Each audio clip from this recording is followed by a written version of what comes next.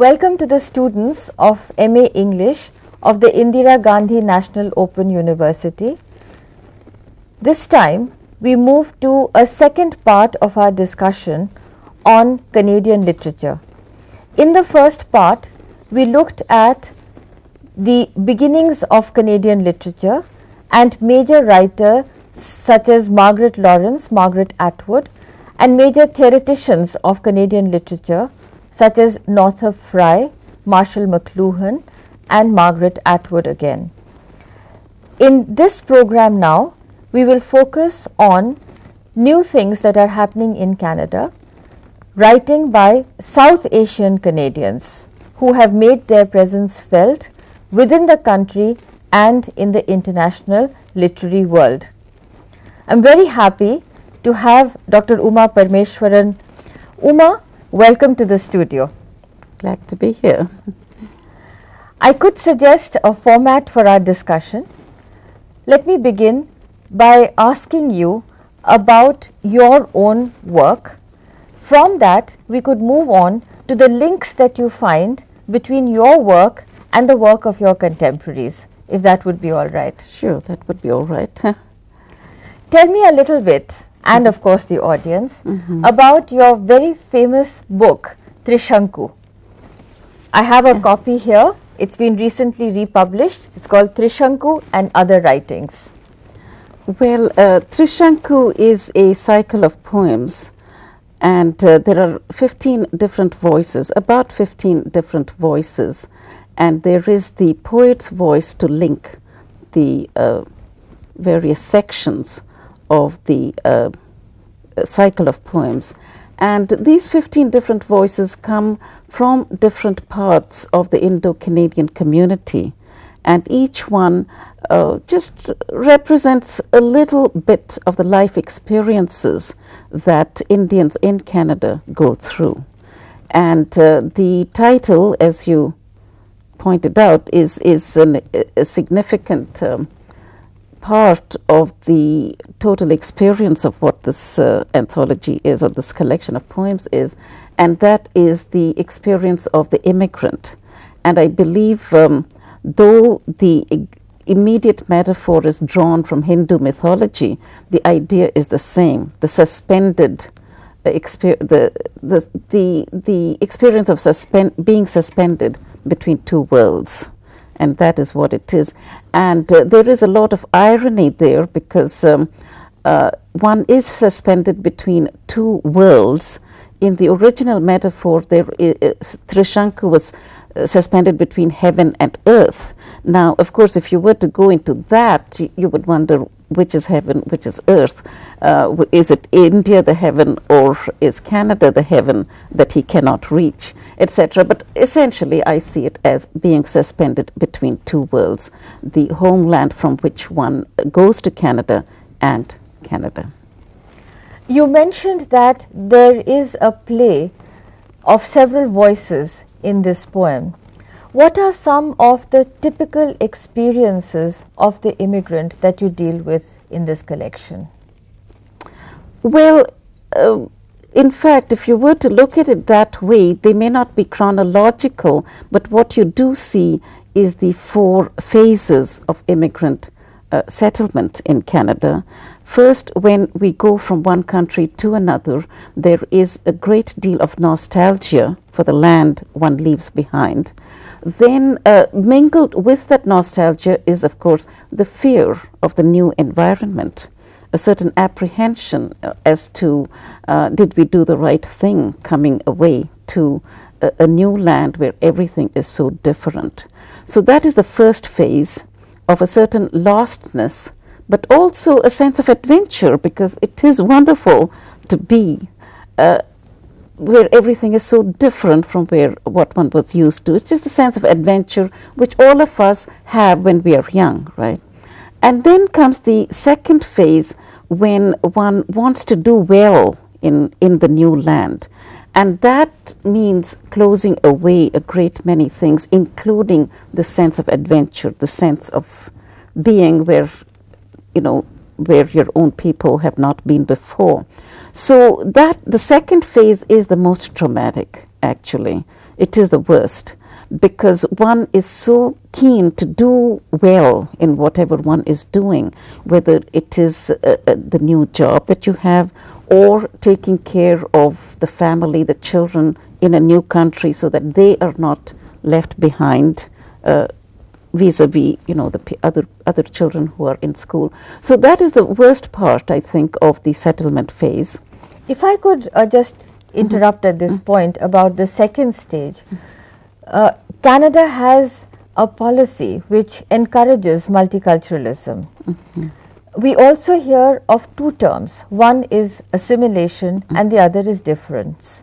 Would you say that in the second phase, this becomes a difficult choice for the immigrant, whether to assimilate or to assert one's difference? Yes, that is why I say the second phase is the most difficult one.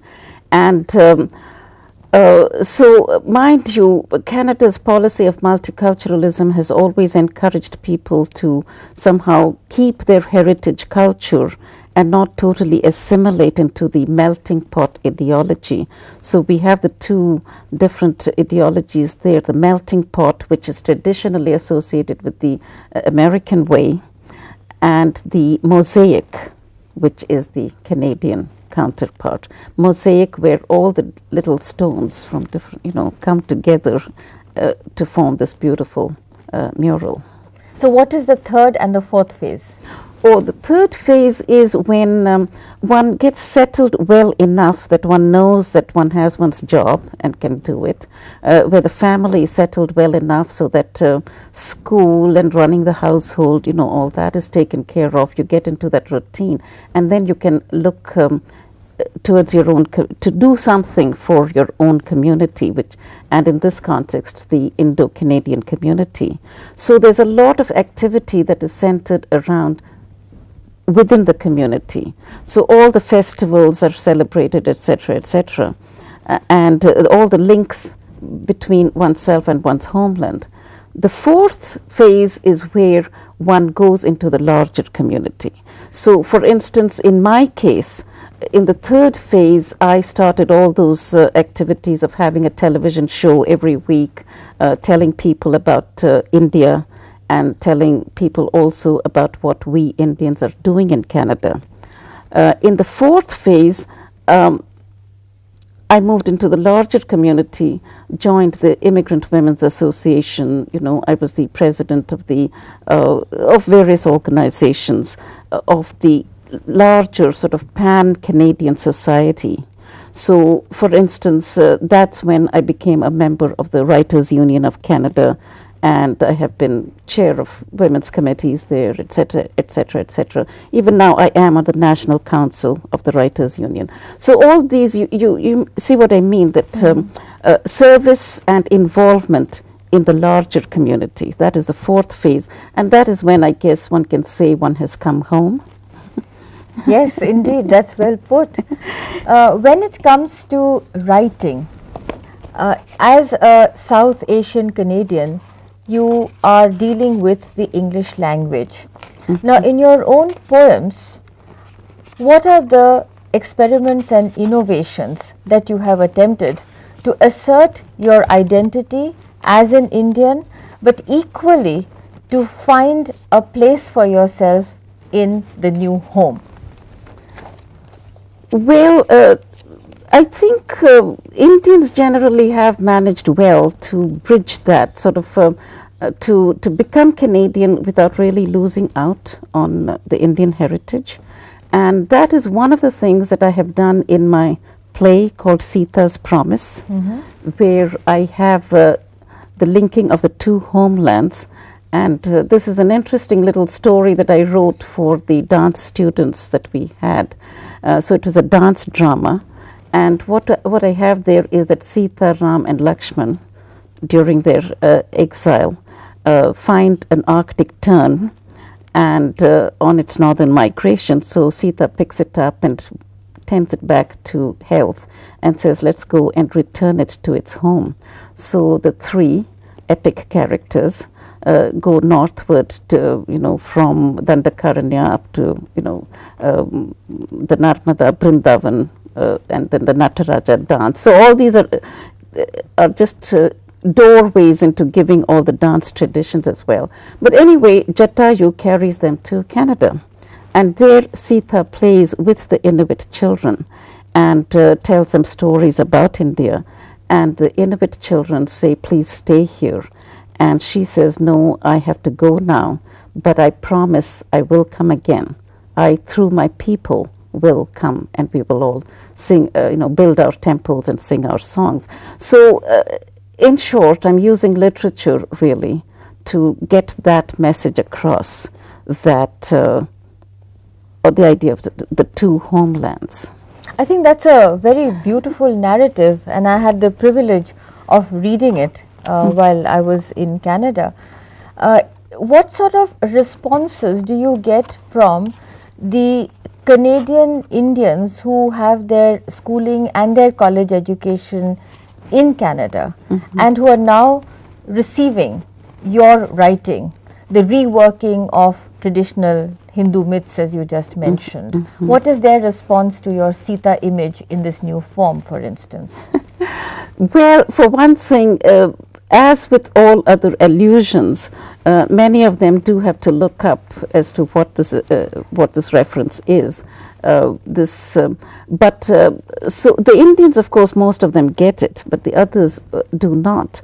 But it's the same way as we grew up with Judeo-Christian mythology or Greek mythology. So everything that we learn is an expansion of our repertoire. And so I make no explanations or apologies. I just say, there it is. You look and understand what it's all about. Well, one of the things that's happening in new literatures in English is the carryover of vocabulary from the original native language of the writer and inducting that vocabulary within the English form. Have you done such experiments yourself? Well, I do use words, all the various relationships, for instance, of aunt and cousin and all that we have in Hindi or other Indian languages. And so in my play, I do have that. But no, I myself do not do it as much as some of my peers do. See, they do. For instance, my friend Rana Bose, who is a playwright in Montreal, uses 3 languages, English, French, and he puts in his Bengali and Hindi, into his plays. So it makes for a good mix, because what it asserts is that in a pluralistic society such as Canada, we do have to expand our frontiers. Well, drama is a very vital agent of social change anywhere. And I understand from my conversations with you and reading your work that something very significant is happening with South Asian Canadian drama. Would you tell us a little more about that? Yes, South Asian Canadian drama is, I think, the strongest aspect of everything that we are doing, because its effect, I feel, is there for everyone to see. Because let's face it, most of the Indians or Indo-Canadians who have made their mark in Canada as writers are still talking about India. Rohinton Misri or Moise Vasanji talks about his East Africa. So all these writers are talking about the homeland, have set their works mainly in the original homeland, whereas the playwrights set it right there in Canada. So they're, and that is why I greatly admire them, because they're dealing with issues around us. Well, that anticipates my question. What are some of the themes that the dramatists are dealing with? Essentially, it is a theatre of protest. We have 2 very strong areas. One is Vancouver, and in Vancouver, as you know, Indians have been there longest. It's almost a century now that we have had Indians in British Columbia, and the main language is Punjabi, and the theatre of protest, as I call it, is in Punjabi. and some of the main playwrights, Sadhu Binning is one, and he is an excellent, and Sukhwant Hundal is another. And they are dealing with very grassroots issue in Vancouver. Literacy, for instance, because you still can live in Canada without really needing to know, the main languages. But therefore their plays are very strong because they go directly in the Punjabi language to the target audience. And they talk about things that people should know. One, for instance, is the pesticide, which is a great sort of a curse on the workers in the fruit farms of British Columbia. And they have a street play, what we in India would call a street play, about how one has to resist that. So they talk about trade unionism, how people must get into strong groups in order to resist such things as the danger of pesticides, or even within the community, the danger, the intergenerational gap between the old and the young. They address that directly. So that is Vancouver Sat, it's called, and they do a marvelous job. In the east, the center is Montreal. And in Montreal, we have two very, very strong theatre companies. One is called Tisri Dunia, and the other is called Montreal Serai.